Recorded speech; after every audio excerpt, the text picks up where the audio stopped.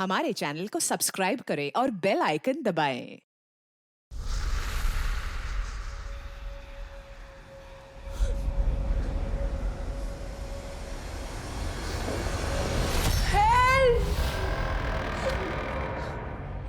कोई है?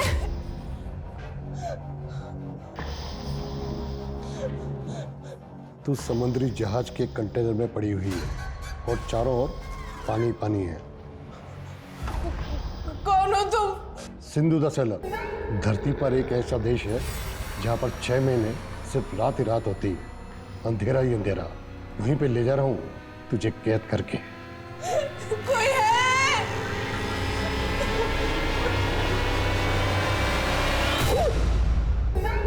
अगर तुम इस पिंजरे से आजाद होना चाहती हो तो तुम्हें उनको आजाद करना होगा, वरना मौत तुम्हें इस जिंदगी से आजाद कर देगी। अंकल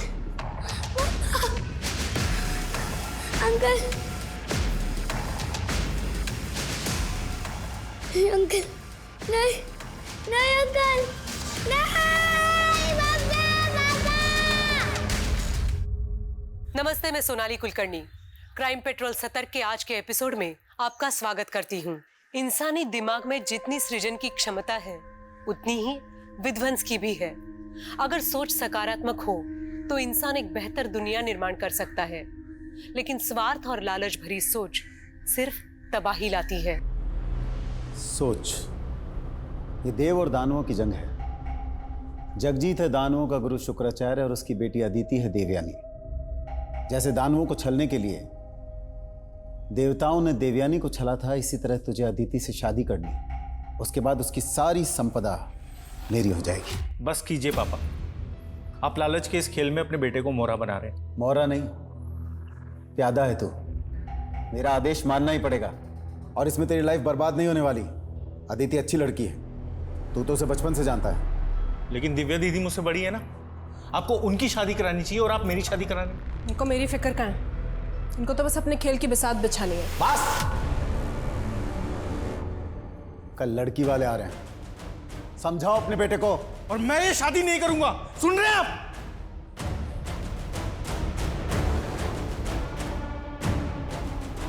तू क्यों यहाँ पर रहकर अपनी बेइज्जती सहन कर रही है? अगर कोई लड़का पसंद है तो भाग जा उसके साथ। ऐसे कैसे भागेगी तू? हाँ, बराबर का हिस्सा है तेरा सुदर्शन के घर और उसकी जायदाद पर। सुन, जब तक बंटवारा नहीं हो जाता तू वहीं जम के बैठी रहे। ऐसा करती हूँ मैं मर जाती हूँ जहर खा के, फिर मिल जाएगी ना शांति सबको। मरे तेरे दुश्मन, तू डर मत, मैं हूं ना तेरे साथ। हाँ, सिर्फ बंटवारे का हिस्सा बांटने के लिए। सबके सब मतलबी है, कोई भी नहीं समझ सकता मुझे। हम अपनी मर्जी से जन्म नहीं लेते, और जब से मैंने होश संभाला मुझे हमेशा यही लगा जैसे मैं कोई संतान नहीं, चाइल्ड हूं जिसे ना अपनी मर्जी से जीने का हक है और ना ही मरने का।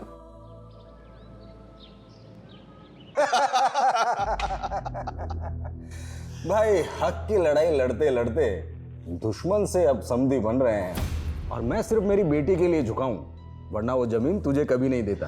और अब ये जमीन मैं तुझे अपनी बेटी के दहेज में दे रहा हूं। तुझे टाउनशिप बनानी है वहां, जा बना ले। अपनी बहू को मुंह दिखाई में मैं भी कंजूसी नहीं करूंगा। इस टाउनशिप के लिए बिल्डिंग मटेरियल तेरी कंपनी से लूंगा। प्रतीक, तुम्हें याद है बचपन में मैंने अपनी पतंग पर आई लव यू लिखकर इसी टेरेस पे डाल दिया था, और तुम्हारे पापा ने तो मुझे देख ही लिया था और मैं बहुत डर गई थी। लेकिन हेलो, मैं ही बोलती रहूंगी, तुम भी बोलोगे। बचपन से तो मैं कह रहा हूं, तुम कभी सुनती हो मेरी? I am not interested in you. Prateek, ये क्या बोल रहे हो तुम? तुम्हें पता है मैं तुमसे क्यों भागता हूं? क्योंकि मुझे लड़कियों में इंटरेस्ट नहीं है, मुझे लड़कों में इंटरेस्ट है। I am gay. तुम चाहती हो कि तुम्हें गे से शादी करो? बोलो। पापा, पापा, क्या हुआ बेटा? पापा, प्रतीक ने मुझे धोखा दिया है। पापा, प्रतीक ये क्या बोल रही हो अदिति? पापा, वो सच बोल रही है। मैं अदिति की लाइफ बर्बाद नहीं कर सकता हूँ। सुदर्शन, दुश्मनी निकालने के लिए गंदी चाल चल रहा है तू। जगजीत ऐसी कोई बात नहीं है। अरे तेरे बेटे ने धोखा दिया है मेरी बेटी को। अदिति चल, इनकी तो मैं अब बैंड बजाऊंगा। चल अदिति। जगजीत, जगजीत,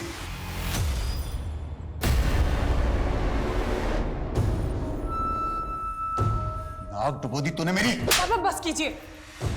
डुबोया हमने नहीं, आपने डुबोया है। बीच में बोली तो काट डालूंगा। कौन है वो जिससे इसके साथ रास रचा रहा है तू? आज के आज खत्म कर दूंगा उससे मैं।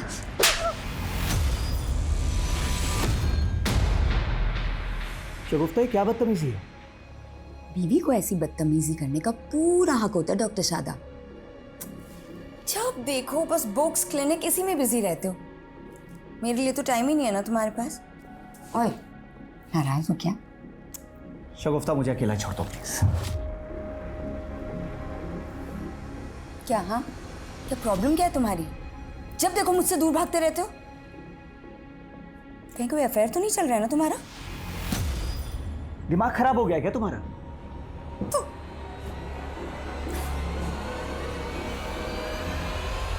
पूरे मार्केट में हवा फैला दो कि सुदर्शन डिस्प्यूट प्रॉपर्टी के सौदे करता है।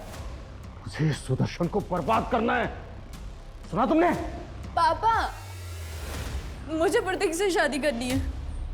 मैं उसके बिना नहीं रह सकती। ये क्या कह रही हो तुम बेटा? तुम अब भी उस लड़के के साथ? पापा, हम उसका इलाज करवाएंगे ना।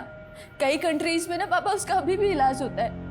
और मेरा प्यार तो बेइलाज है ना पापा। मैं प्रतीक को नहीं खो सकती पापा। दीदी यहाँ हमारे इमोशंस की कोई वैल्यू नहीं है। हम एक काम करते हैं, हम यहाँ से भाग चलते हैं। हम हमारे पेरेंट्स के गुनाहों की सजा भोगने के लिए ही पैदा हुए प्रतीक। हम अपनी किस्मत नहीं बदल सकते। नहीं दीदी, हमें अपनी किस्मत बदलनी है। मुझे ऐसे माँ बाप नहीं चाहिए।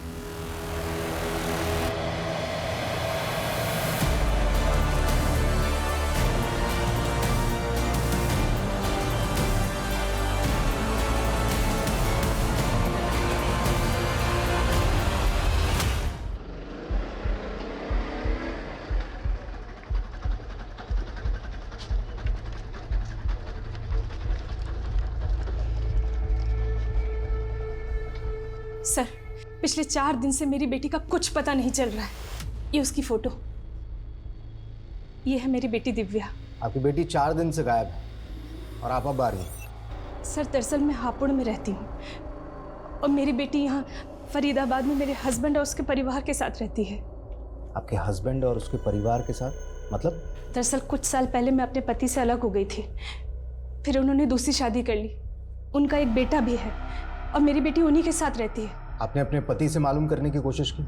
मैंने कोशिश की थी, लेकिन उनका फ़ोन बंद आ रहा है। मैं उनके घर भी गई थी, लेकिन वहाँ पे ताला लगा हुआ है।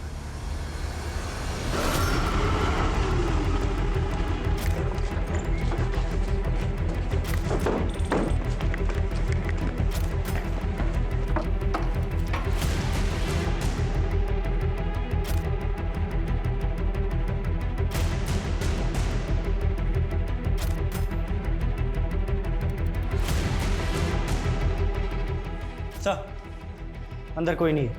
आसपास मालूम करो, शायद पड़ोसी जानते हो कुछ इस फैमिली के बारे में। सर, अच्छा, आपकी अपने पति से या बेटी से आखिरी बार बातचीत कब हुई थी? सर, हफ्ते भर पहले मेरी दिव्या से फ़ोन पे बात हुई थी। काफ़ी अपसेट लग रही थी वो। आप अगर मुझे पाल नहीं सकती थी तो मुझे पैदा ही क्यों किया? और पापा ने आपको छोड़ दिया तो आपने मुझे छोड़ दिया? मुझे ऐसे मत कोस बेटा। कोस तो मैं खुद को रही हूँ माँ। दीदी पापा पता नहीं मुझे कहाँ लेके जा रहे हैं। आप प्लीज उन्हें रोकिए ना। ये क्या रोकेगी मुझे? प्रतीक, इनको करने दे इनके मन की। तो टेंशन मत ले, मैं चलूंगी तेरे साथ। कहाँ जाने की बात कर रहे थे वो? ये मैं नहीं सुन पाई थी सर। अच्छा, जब फोन आया। सर, ये इनके पड़ोसी हैं। 4 दिन पहले इन्होंने इस फैमिली को कार पे कहीं जाते हुए देखा था।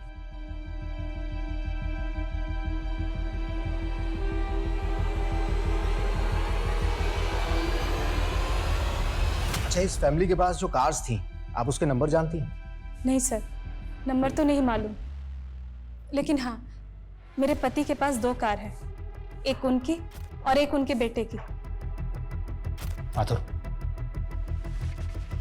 सुदर्शन और उसके बेटे की कार का नंबर मालूम करो और साथ ही फैमिली के सारे मेंबर्स के सीडीआर निकालो। मालूम करो कि इनके फोन कब और कहां बंद हुए थे। पापा आप क्या पढ़ रहे हो? आपको क्यों जानना है कि पापा क्या पढ़ रहे हैं? आप मुझे ये बताओ कि क्या आपने अलादीन की कहानी पढ़ी है? अलादीन? हाँ, अरे तुम्हारी दादी मुझे सुनाया करती थी। एक अलादीन था, उसका जादुई चिराग था, चिराग को घिसो प्रकट हो गया जी। जो हुक्म मेरे आका। वैसे रूही, पता है मैं सच में चाहती हूँ कि तुम्हारे पापा को एक जिन मिल जाए जो इनकी तबीयत ठीक कर सके। मम्मी पापा तो डॉक्टर है और डॉक्टर लोग कभी बीमार नहीं होते। बिल्कुल सही बेटा, आप जाके बाहर खेलो। हाँ ठीक है पापा। कुछ सोच के तो बोला करो बच्ची के सामने, कुछ भी बोल रही। मैं तो सिर्फ मजाक कर रही थी। वैसे वाकई में तुम्हारी तबीयत तो खराब नहीं है? तुमसे ना बात करना ही बेकार है। आज रात को घर आओगे या फिर पूरी रात अपनी किसी फीमेल पेशेंट के साथ मसरूफ रहोगे?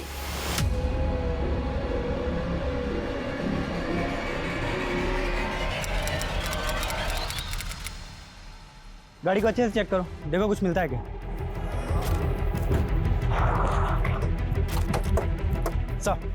सर इसी एरिया में पूरी फैमिली के फोन्स बंद हुए थे। हमने आसपास चेक किया तो हमें सुदर्शन की कार मिली। सर गाड़ी में सुदर्शन और दीपिका दोनों की बॉडीज हैं सर। मर्डर का मोटिव लूट नहीं लग रहा है। प्रतीक और दिव्या अपनी कार के साथ में कहाँ गए? वो भी तो एक दूसरी कार से इन लोगों के साथ ही निकले थे।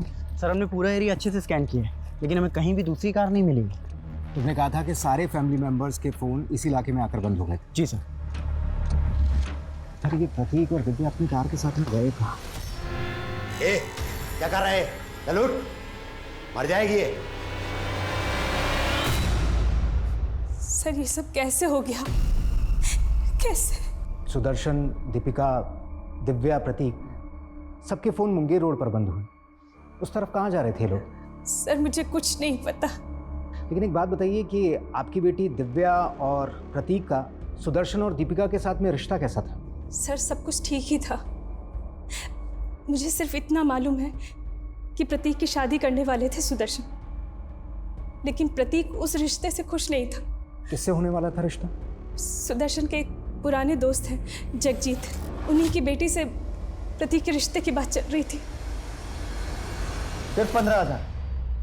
तुम्हारा इंटरेस्ट तो 20,000 रुपए महीना है ना, और इस बार तुम मुझे 2 बार का इंटरेस्ट चुकाने वाले थे। डॉक्टर साहब इस बार हाथ थोड़ा तंग है तो मुझे कोई फालतू बहाना नहीं सुनना है, और अगर इंटरेस्ट नहीं चुका सकते तो जो 10 लाख रुपए मुझसे उधार लिया है ना पूरा लौटा दो। अरे डॉक्टर साहब 10 लाख रुपए तो मैं 1 साल के पहले नहीं चुका सकता, पर नेक्स्ट मंथ से आपको ब्याज टाइम पर मिल जाएगा प्लीज।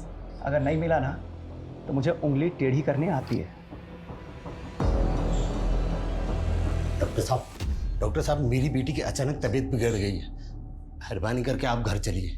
अरे गोविंद, तुम्हारी बेटी की तबीयत खराब है तो उसे अस्पताल लेके जाओ, मैं घर पे विजिट नहीं करता हूँ। डॉक्टर साहब अस्पताल के माहौल से मेरी बेटी को डर लगता है। ठीक है।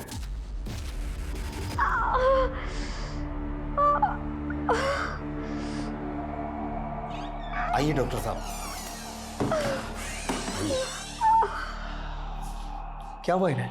वो पीठ में दर्द है। ठीक है मैं देख लेता हूँ।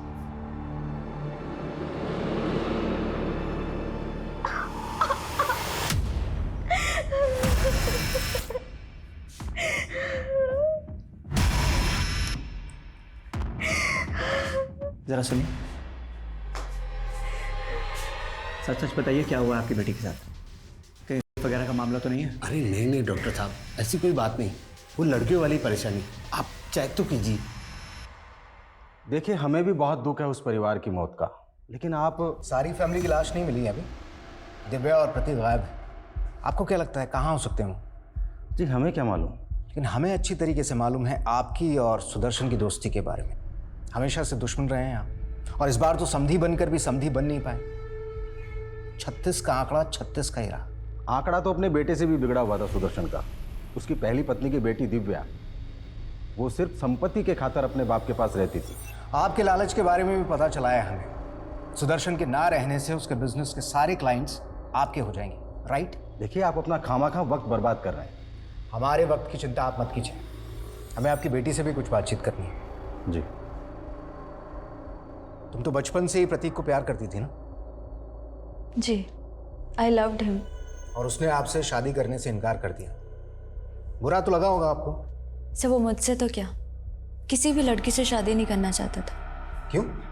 सर वो गे है और उसकी लाइफ में कोई लड़का है। सर आप ही बताइए, ऐसे लड़के से कौन लड़की शादी करना चाहेगी? कौन लड़का? आप जानती हैं उसे? वो मैं नहीं जानती।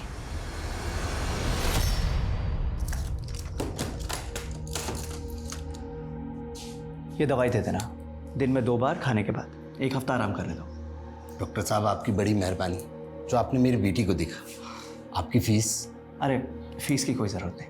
अरे नहीं नहीं डॉक्टर साहब, आपको खाली हाथ कैसे जाने दे सकता हूँ। पैसे तो है नहीं मेरे पास, लेकिन आप ये रख लीजिए। नहीं नहीं, ये मैं नहीं ले सकता।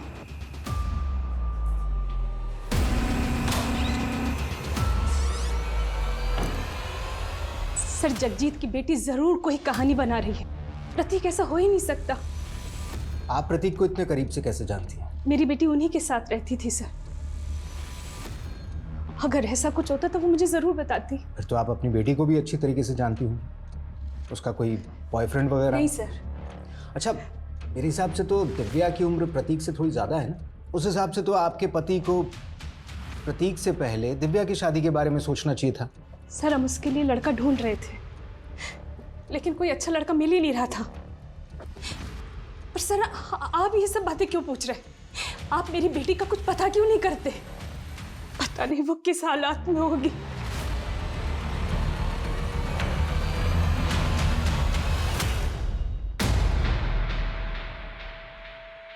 शगुफ्ता, मैं जानता हूँ तुम्हें मुझसे बहुत सी शिकायतें रही हैं, लेकिन शायद ये तकदीर का खेल है कि हम लोग चाह के भी एक दूसरे के करीब नहीं आ पाते। ये अचानक क्या हो गया आपको? इतनी अजीब सी बातें कर रहे हैं। शगुफ्ता, मैं हमारी हैप्पी मैरिड लाइफ और इस घर की खुशहाली वापस लाना चाहती हूँ। एंड आई एम श्योर हम दोनों मिल के ये सब कर सकते हैं। वाओ पापा, ये आप मेरे लिए लाए हैं। ये क्या सच्ची वाला अलादीन का चिराग है?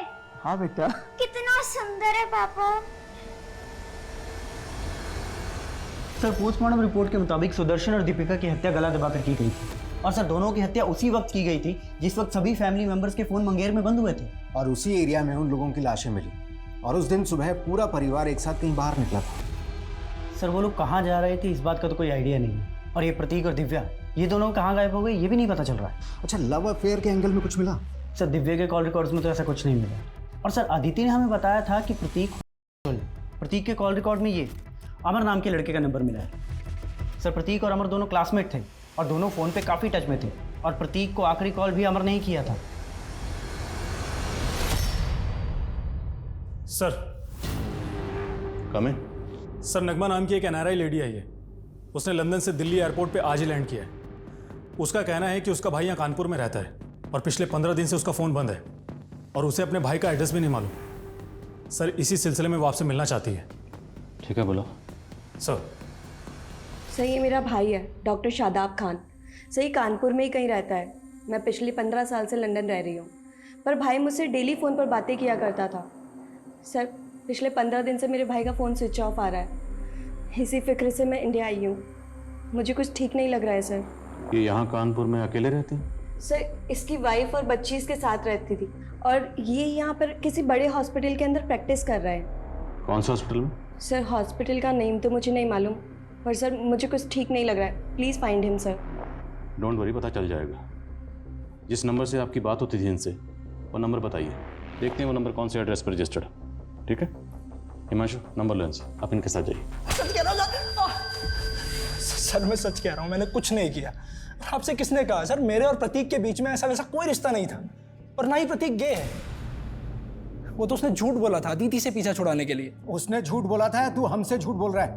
बोल, कहां पर है प्रतीक और दिव्या? सर मैं सच कह रहा हूं, मुझे नहीं मालूम। प्रतीक का फोन बंद होने से पहले आखिरी बार तूने उसको कॉल किया था। बता, क्या प्लानिंग चल रही है तुम्हारी? सर हमारी कोई प्लानिंग नहीं चल रही थी। असल में प्लानिंग उसके पापा की चल रही थी। मेरे पापा पता नहीं मुझे कहाँ लेके जा रहे हैं। अरे मुझे तो डर ये लग रहा है कि कहीं वो मेरे और अदिति के फेरे ना करवा दें। वो रिश्ता तो टूट गया था। नहीं सर, अदिति को झूठ बोलने का भी कोई फायदा नहीं हुआ। वो बावजूद उसके प्रतीक से शादी करना चाहती थी। तो लड़की पागल थी सर प्रतीक के लिए, और प्रतीक के पापा उनको फायदे के सिवा और कुछ नहीं दिखता था। और अदिति के पापा वो अदिति की खुशी के लिए कुछ भी कर सकते हैं। अदिति, कहाँ जा रही हो तुम? पापा वो मैं कहीं जाने की जरूरत नहीं है, कुछ दिनों के लिए घर के भीतर रहो। चलो अंदर।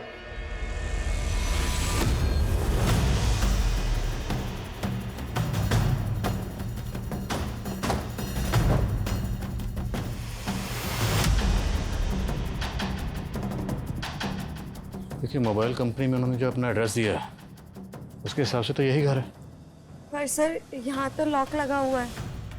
देखिए, हो सकता है कुछ दिनों के लिए कानपुर से बाहर गए हों, क्योंकि गाड़ियाँ यहीं हैं उनकी। सर भाई का फ़ोन पिछले 15 दिनों से स्विच ऑफ आ रहा है और ऐसा कभी नहीं हुआ। भाई ने इतने लंबे समय के लिए कभी फ़ोन बंद नहीं रखा अपना। सर मुझे डर लग रहा है, प्लीज़ कुछ पता कीजिए ना सर। हिमांशु, जरा विंडो से देखो, चेक करो। सर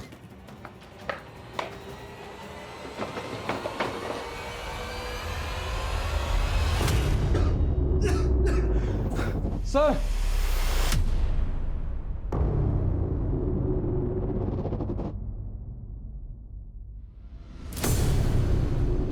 ताला तोड़ो।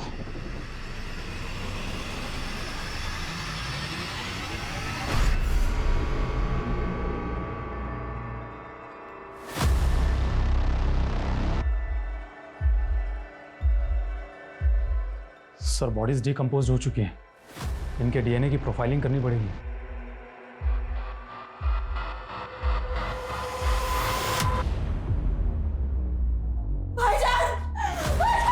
रेणु, इन्हें बाहर लेके जाओ। आप बाहर जाइए। तीनों में किसी की बॉडी पर किसी भी तरह की एक्सटर्नल इंजरीज के मार्क्स नहीं, लेकिन तीनों के मुंह से झाग निकल रहे जो सूख चुके हैं। तो शायद जहर। फोरेंसिक को बुलाओ और घर में जितने भी टेक्निकल एविडेंसेस हैं सब कलेक्ट करो, क्विक। सर ये डॉक्टर साहब की कॉलोनी के पास यहीं रहते। इनका कहना है कि 16-17 दिन से यहाँ ताला लगा हुआ है। आप डॉक्टर शादाब को पर्सनली जानते थे? जी हाँ सर, वो मेरी बेटी का इलाज कर रहे थे। इसी सिलसिले में 16-17 दिन पहले उनसे मिलने आया था, उसके बाद से ताला लगा हुआ है। अच्छा, इनका किसी से कोई झगड़ा था? नहीं सर, वो तो बहुत ही नेक आदमी थे, मेरी बेटी की इलाज की फीस भी नहीं लेते थे। ये डॉक्टर शादाब कौन से हॉस्पिटल में प्रैक्टिस करते थे? सर जिग्मा हेल्थ सेंटर, लेकिन सुना है कि उन्होंने वहाँ जाना छोड़ दिया था। क्यों? सर वो खुद का क्लिनिक खोलना चाहते थे। बहना, अपने काम का अलग ही मजा होता है, सीनियर्स की कोई रेस्ट्रिक्शन नहीं। जी भाईजान, वेल एंड गुड अगर आपका खुद का क्लिनिक हो तो। और भाईजान अगर आपको फंड्स की जरूरत हो तो। नहीं नहीं नगमा, फंड्स की कोई प्रॉब्लम नहीं है। मैं तो बस एक अच्छी सी जमीन ढूंढ रहा हूँ जहाँ खुद का क्लिनिक शुरू कर सकूं। पापा मुझे भी फूफी से बात करनी है। सर सब लोग बहुत खुश थे, मैं सपने में भी नहीं सोच सकती कि ऐसा कुछ हो जाएगा। आपको किसी पर कुछ शक? सर मैं काफी टाइम से बाहर ही रह रही हूँ, मुझे यहाँ के बारे में कुछ नहीं पता। कोई बात नहीं, हम पता लगा लेंगे, आप बेफिक्र रहिए। हिमांशु, डॉक्टर शादाब यहाँ प्रैक्टिस करते थे, उस हॉस्पिटल में सबसे पूछताछ करो। सर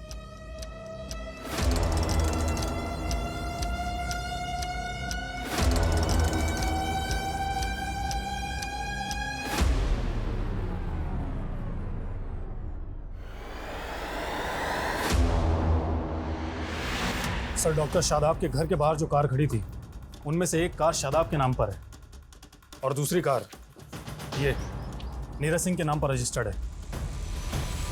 सर मैंने शादाब की बहन से भी पता किया, वो इस नीरज को नहीं जानती है। मैं इसके घर भी गया था सर, इसका घर बंद पड़ा है।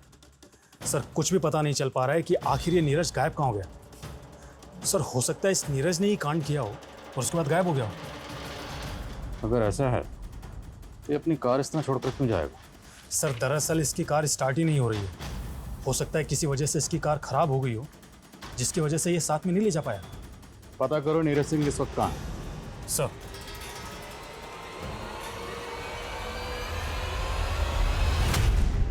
हमें लग रहा था सुदर्शन और दीपिका के हत्या का मोटिव प्रतीक से जुड़ा हुआ होगा, लेकिन प्रतीक का तो मर्डर हो गया।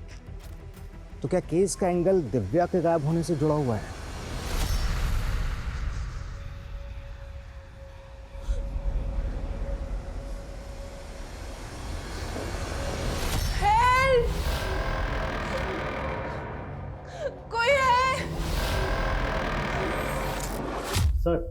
ये नीरज सिंह ड्रग्स की ट्रेडिंग करता है। बलिया की ड्रग्स फैक्ट्री में इसका आना जाना है, लेकिन फिलहाल वहां से भी पता नहीं लग रहा आखिर वो कहाँ गायब हो गया। आखिर इन सारे कत्ल के पीछे कातिल का मकसद क्या था? ये नीरज सिंह जहां कहीं भी है पता लगा उसका। जी सर। सर कमें।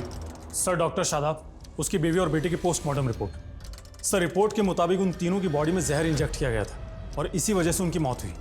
इन तीनों की बॉडी में जो जहर इंजेक्ट किया गया, इस तरह का पॉइजन तो एनिमल मर्सी किलिंग के लिए इस्तेमाल होता है। तो मतलब ये काम किसी मेडिकल प्रोफेशन से जुड़े इंसान का हो सकता है। डॉक्टर शादाब खुद हार्ट सर्जन था, तो हो सकता है उसका अपने किसी कलीग से कोई इशू हो, या फिर ये काम किसी जानवरों के डॉक्टर का हो। लेकिन सर शादाब के कांटेक्ट में जानवरों के किसी डॉक्टर का पता नहीं चला, और 3 महीने पहले तक वो जिस हार्ट इंस्टीट्यूट में प्रैक्टिस कर रहा था वहाँ के स्टाफ से भी कोई क्लू नहीं मिला। फिर भी एक बार पूरे स्टाफ से दोबारा पूछताछ करो। और डॉक्टर शादाब की बहन ने बताया था कि डॉक्टर शादाब खुद का क्लिनिक खोलने वाला था। पता करो वो क्लिनिक के लिए कहाँ ज़मीन देख रहा था। हो सकता है कोई प्रॉपर्टी डिस्प्यूट का एंगल हो। सर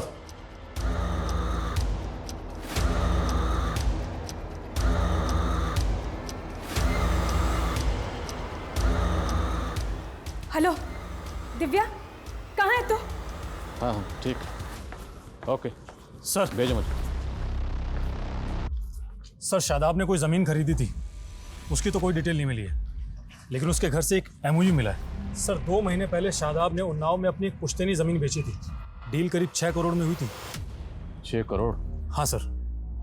आपने बताया कि आपका भाई शादाब खुद का क्लिनिक खोलने के लिए कोई ज़मीन खरीदने वाला था, पर हमें पता चला कि आपके भाई ने 2 महीने पहले आपकी पुश्तैनी ज़मीन बेची 6 करोड़ में। अब पुश्तैनी ज़मीन थी तो जाहिर सी बात है उस ज़मीन पर मालिकाना हक तो आपका भी था, तो आपको उस डील के बारे में कुछ ना कुछ तो पता होगा, और उस 6 करोड़ में से कुछ ना कुछ आपको भी मिला होगा। नो सर, इनफैक्ट हम लोग काफ़ी टाइम से ट्राई कर रहे थे वो प्रॉपर्टी सेल करने की, पर भाई ने कहा कि वो प्रॉपर्टी सेल हो ही नहीं रही है। नगमा, इन दिनों प्रॉपर्टी रेट्स तो बहुत डाउन चल रहे हैं। 4 CR से ऊपर कोई प्राइस बोल ही नहीं रहा। आप लक्ष्मण चौधरी को जानती हैं? कौन लक्ष्मण चौधरी? लक्ष्मण चौधरी ने ही आपके भाई से 6 करोड़ में आपकी पुश्तैनी ज़मीन खरीदी। No sir, sir I think ज़रूर मेरे भाई के साथ कोई फ्रॉड हुआ है। सर मेरा यकीन कीजिए, मुझे दिव्या के नंबर से कॉल ज़रूर आया था, लेकिन वो कॉल दिव्या ने नहीं किया था। अच्छा, अब आप बोलेंगी किसी ने आपकी बेटी के नाम पर फिरौती मांगी आपसे? नहीं सर, दूसरी तरफ से कोई आवाज़ ही नहीं आ रही थी। हेलो बेटा, कहाँ है तू? हेलो। दिव्या का फोन करनाल में ऑन हुआ था। अब सच सच बताइए, कहाँ छुपा रखा है अपनी बेटी को करनाल में? यहाँ मैं अपनी बेटी के लिए परेशान हो रहा हूँ। बस, बहुत ड्रामा हो गया आपका। आपकी और आपकी बेटी की नजर थी सुदर्शन के घर जायदाद पर। सुदर्शन, उसकी बीवी, उसका बेटा सब मारे गए, फिर आपकी बेटी कहाँ गायब हो गई? मेरी बेटी किसी मुसीबत में है सर। मुसीबत में अब आप फंसोगी। ऐसी चार्जशीट लगाऊंगा ना, कभी बाहर नहीं निकल पाओगी। बताओ कहाँ पर है दिव्या? आप मुझ पर जुल्म कर रहे हैं सर। ऐसे सच नहीं उगलोगी तुम। पूजा,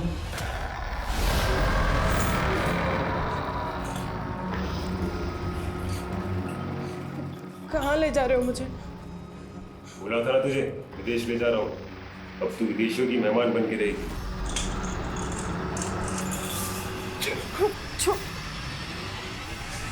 ये देखिए साहब, पेमेंट करते वक्त पूरा वीडियो रिकॉर्ड किया है मैंने। कोई धोखाधड़ी नहीं की है मैंने डॉक्टर साहब के साथ में। पूरे 6 करोड़ लेकर गया है वो यहाँ से।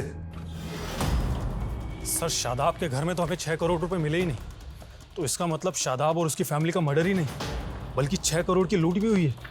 अरे तुम इसकी रिकॉर्डिंग पे मत जाओ। ये लक्ष्मण चौधरी जैसे लोग बड़े टेढ़े होते हैं।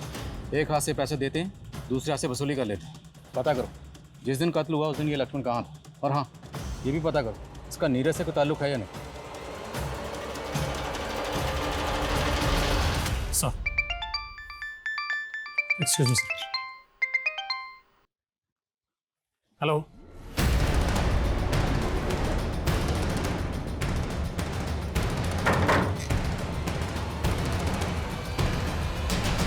मैंने कुछ नहीं किया सर। मैंने कुछ नहीं किया सर। मैं लक्ष्मण चौधरी को नहीं जानता, और ना ही डॉक्टर शादाब और उनकी फैमिली के साथ में मैंने कुछ किया है सर। तूने कुछ नहीं किया तो तू अपनी गाड़ी डॉक्टर शादाब के घर पर छोड़कर भागा क्यों था? नहीं सर, मैं डॉक्टर शादाब के घर के बाहर अपनी गाड़ी छोड़ करके नहीं भागा था, बल्कि डॉक्टर शादाब खुद मेरी गाड़ी उठा ले गए थे सर। क्यों? सर मैंने डॉक्टर शादाब से 10 लाख रुपए उधार लिए थे और मैं उनको ब्याज भी टाइम पर नहीं दे पा रहा था। डॉक्टर साहब प्लीज, आप मेरी कार ऐसे नहीं ले जा सकते। एक मिनट, पूरे 10 लाख रुपए बकाया तुम पे मेरे, इंटरेस्ट अलग से। अभी तो सिर्फ गाड़ी लेके जा रहा हूँ, अगर मेरे पैसे नहीं चुकाए ना तो मैं भी बेच सकता हूँ मैं। डॉक्टर साहब फिर सर मैंने उनके मर्डर के बारे में सुना सर, मैं घबरा गया इसीलिए फरार हो गया। पर सर मैंने कुछ नहीं किया। रुक रुक रुक, डॉक्टर शादाब ने 10 लाख रुपए तुझे उधार दिए थे या ब्याज पे दिए थे? सर ब्याज पर दिए थे सर।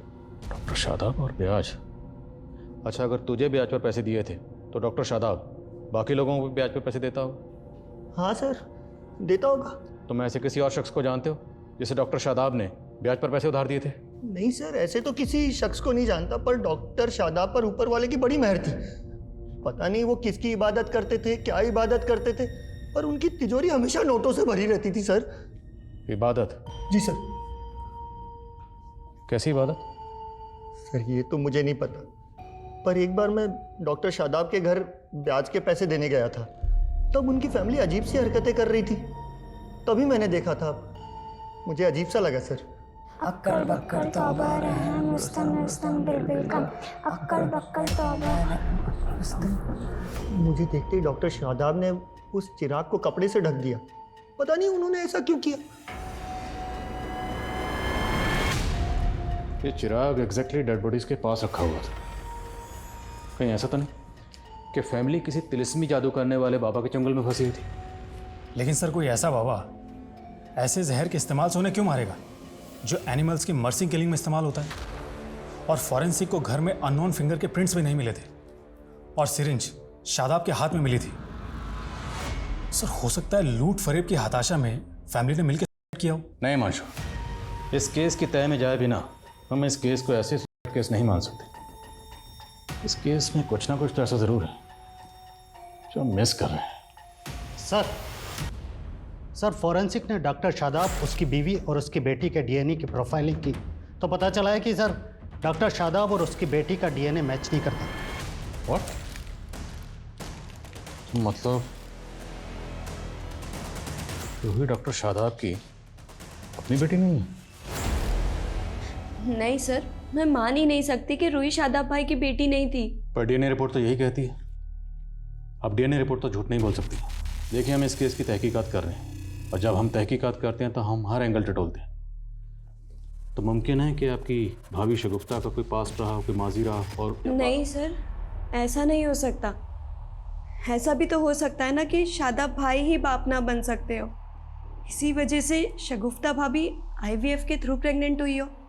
आजकल तो ये सब कॉमन है सर। पर उनके घर से जो हमें चीज़ें मिली हैं उन्हें जानकर आपको भी ताज्जुब होगा। आपके भाई शायद किसी अजीब किस्म की इबादत में मुब्तला थे, क्योंकि उनके घर से हमें एंशिएंट रिलीजियस बुक्स मिली। इनफैक्ट उनके घर से हमें ये चिराग भी मिला। चिराग? अक्कड़ बक्कड़ तौबा रहम रुस्तम रुस्तम बिल्बिल का। अब ये सब चीज़ें देख के तो नहीं लगता कि आपका भाई या आपकी भाभी इतने मॉडर्न ख्याल के थे। उनसे कहो इतना वक्त नहीं है, रिपोर्ट जल्दी चाहिए। सर जहांगीरपुरी पुलिस से 2 साल पुराने केस का पता चला है जिसमें एक फैमिली की मौत उसी एनिमल मर्सी किलिंग वाले जहर से हुई थी जिससे शादाब की फैमिली की मौत हुई। सर इसका नाम सचिन है और ये उसकी बेटी जो मारे गए थे। इन दोनों को किसने मारा? सर क्लोजर रिपोर्ट में इसे सुसाइड केस माना गया था।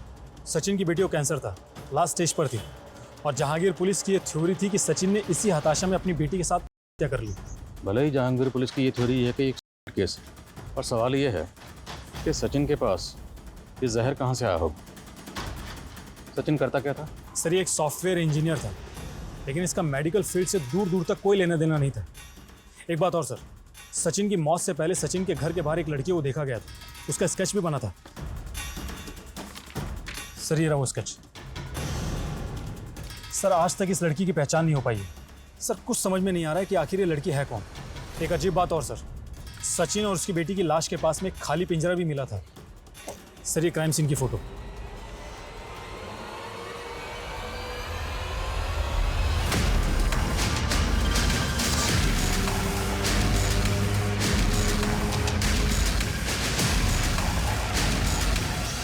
सर जहांगीर पूरी पुलिस से पता चला है कि मौत से कुछ दिन पहले तक पड़ोसियों ने इस पिंजरे में 4 कबूतर देखे थे। सचिन इन कबूतरों को दाना डालता था। मौत के बाद से ये कबूतर गायब थे। देखो फिलहाल तो ये कहना मुश्किल है कि इन दोनों केसेस का आपस में कोई ताल्लुक है या नहीं, पर दोनों ही केसेस में बहुत कुछ कॉमन है। दोनों ही केसेस में फैमिली मेम्बर्स मारे जाते हैं और दोनों ही फैमिलीज़ की मौत सेम जहर से होती है। और एक फैमिली के पास पिंजरा मिलता है तो दूसरी फैमिली के पास चिराग। क्या दोनों केसेस आपस में कनेक्ट हैं? पता करो। क्या हाल फिलहाल में इस तरह के कुछ और भी केसेस हुए? और ये स्केच वाली लड़की, ये भी पता करो, क्या ये लड़की डॉक्टर शादाब के घर के पास भी देखी गई? सर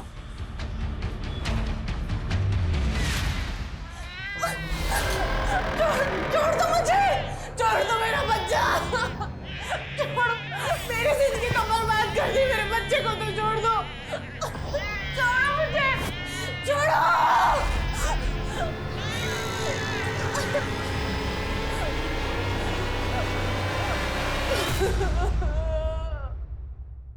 इस लड़की को जानते हो? हाँ सर, ये लड़की पहले इसी मोहल्ले में रहा करती थी अपने पिता के साथ। और सर डॉक्टर शादाब के घर इसके पिता का आना जाना भी था। अच्छा, कहाँ रहते थे ये दोनों?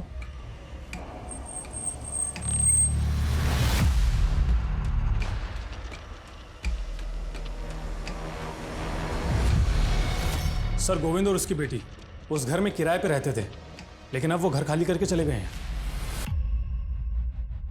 ये तो वही आदमी है ना जिसने हमें बयान दिया था। आप डॉक्टर शादाब को पर्सनली जानते थे? जी हाँ सर, वो मेरी बेटी का इलाज कर रहे थे। हाँ सर, सर ज़रूर पहुंचे हुए लोग लगते हैं। और इनके एग्रीमेंट में जो नेटिव एड्रेस लिखा है वो भी फेक है। मुझे लगता है दोनों बाप बेटी बहुत बड़े फ्रॉड है। इन दोनों ने मिलकर सचिन और शादाब को चुना लगाया होगा। इन दोनों के लिए लुकआउट नोटिस जारी करवाओ और पता लगाओ क्या इन दोनों का कोई क्रिमिनल रिकॉर्ड है। और ये रिसेंटली यहाँ से भागे तो रेलवे स्टेशन, बस स्टैंड, सब जगह पता लगाओ, फाइंड आउट कि यहाँ से भागकर या आखिर कहाँ गए। सर कोई कॉम्प्लिकेशंस नहीं होंगे अरुण, सिंपल सा प्रोसेस है। तुम एरा से शादी कर लेना, फिर तुम्हें यूएस का ग्रीन कार्ड मिल जाएगा। 2 साल बाद एरा तुम्हें डाइवोर्स दे देगी। और वैसे भी एरा से तुम्हारी चैटिंग हम करवा चुके हैं। वो सब तो ठीक है, लेकिन ईरा से शादी करने के लिए तो यूएस जाना होगा, और यूएस का तो टूरिस्ट वीज़ा भी बहुत मुश्किल से लगता है। उसका भी सोल्यूशन है हमारे पास।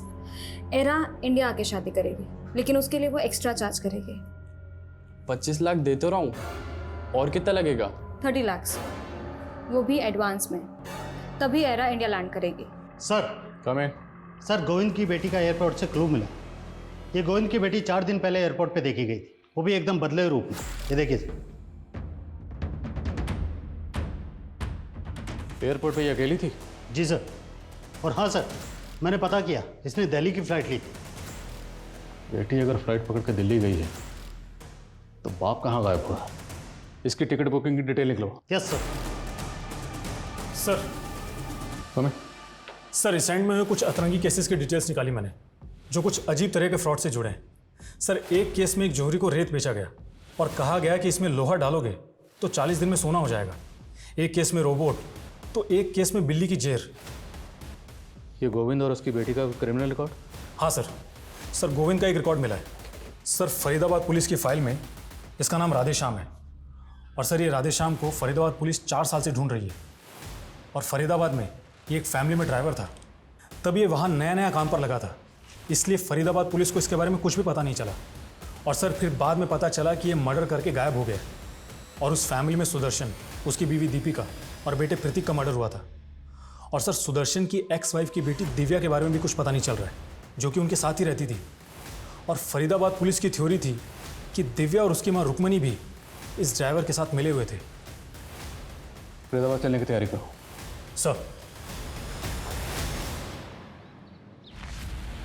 सर मुझे भी नहीं मालूम कि सुदर्शन ने किसी ड्राइवर को काम पे रखा था। इन फोटोग्राफ्स को देखिए, ये वो विक्टिम है जिनका कत्ल हुआ। उस ड्राइवर को इन फैमिली मेंबर्स के साथ देखा गया। आपके पति सुदर्शन का या आपकी बेटी दिव्या का उस ड्राइवर से कोई कनेक्शन? नहीं सर, मैं नहीं जानती। हमें इस लड़की के बारे में पता चला। क्या आप जानती हैं लड़की कौन है? आपने कभी इसे देखा? नहीं सर, पर पर आप मेरी बेटी को ढूंढ दीजिए। पिछले 4 साल से मैं उसको देखने के लिए तरस रही हूँ, लेकिन मेरा कोई यकीन ही नहीं कर रहा कि मेरी बेटी और मैं बेकसूर है। आप इत्मीनान रखिए, हम आपकी बेटी का जरूर ढूंढें।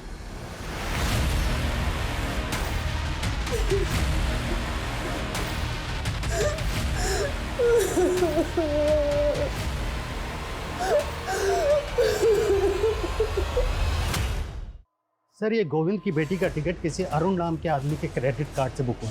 ये अरुण दिल्ली का रहने वाला और इसके क्रेडिट कार्ड से लिंक्ड एक मोबाइल नंबर भी मिला है। इस अरुण का नंबर ट्रैक करो, क्विक। जी सर।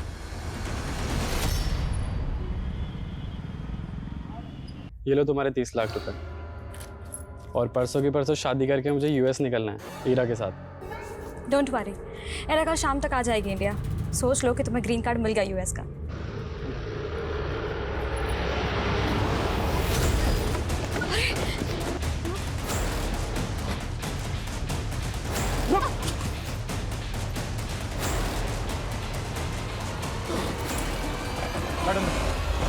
ये बाबा वो कर सकते हैं जो अच्छे अच्छे डॉक्टर्स भी नहीं कर सकते।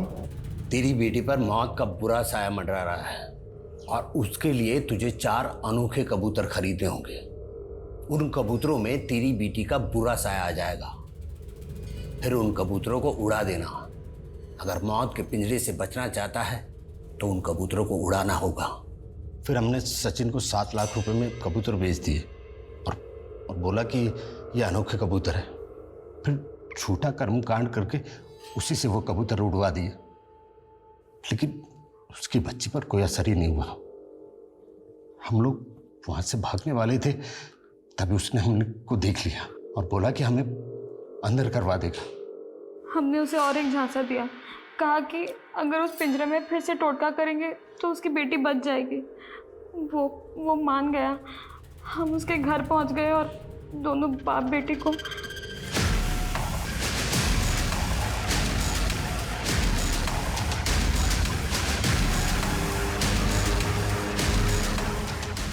हम सिर्फ फ्रॉड करते हैं साहब, लेकिन उनको मारना पड़ा, और उसी की तरह शादाब और उसके परिवार को भी। मुझे पता लगा कि शादाब को पुरानी किताबें पढ़ने का शौक है, इसीलिए उसे झांसे में लेने के लिए हम लोग उसके पड़ोसी बन गए। डॉक्टर साहब, आज तो आपको गिन्नी लेनी ही पड़ेगी। एक बात बताओ, तुम तो कहते हो कि तुम गरीब आदमी हो, फिर इतनी सोने की गिन्नियां लाते कहाँ से हो? कहीं कोई चोरी वोरी तो नहीं करते? अरे नहीं साहब, ये गिन्नियां तो हमें कुतुबुद्दीन बाबा की रहम से मिलती है। उनके पास अलादीन का चिराग है, जिनसे वो जो भी मांगते हैं उन्हें मिल जाता है, और वो हम गरीबों में बांट देते हैं। अलादीन का चिराग? जिन्न? अक्कड़ बक्कड़ तौबा रहम, रुस्तम रुस्तम बिलबिल का।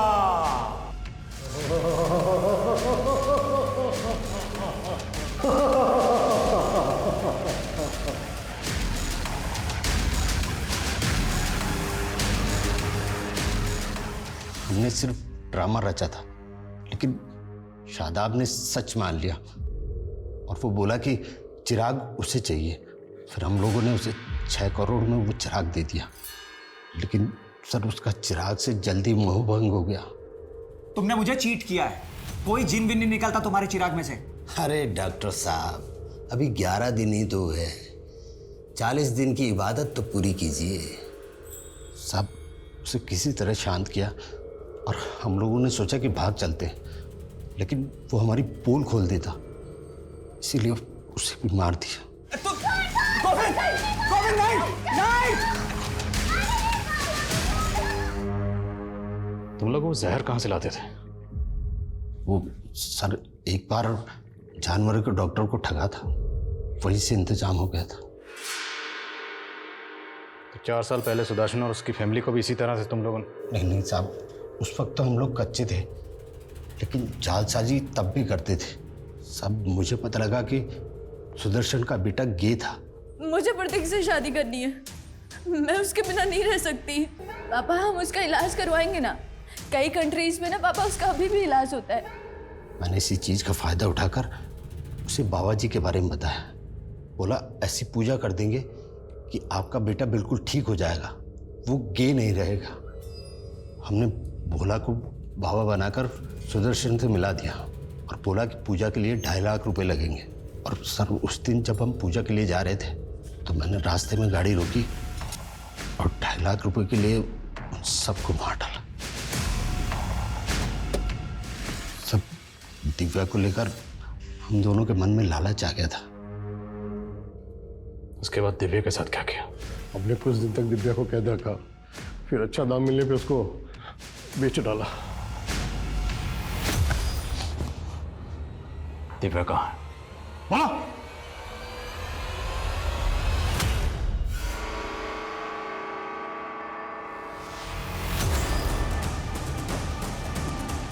लेके जाओ इसे। आप ठीक हैं? सर मेरा बच्चा। वो आप आइए हमारे साथ, आइए। वो रेनू आइए, चलिए चलिए चलिए।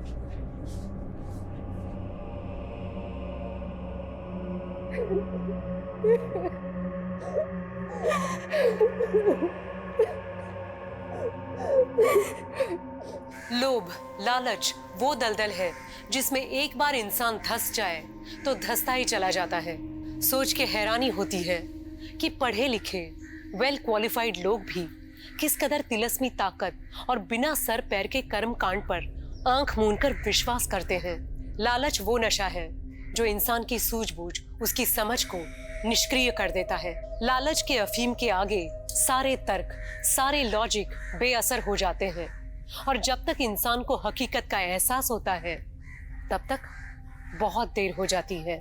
जरूरी है कि हम अपनी जिंदगी के फैसले तर्क, वैज्ञानिक तथ्यों और कॉमन सेंस के आधार पर लें और लालच के इन मतलबी सौदागरों से बचें। अब मैं सोनाली कुलकर्णी आपसे विदा लेती हूँ।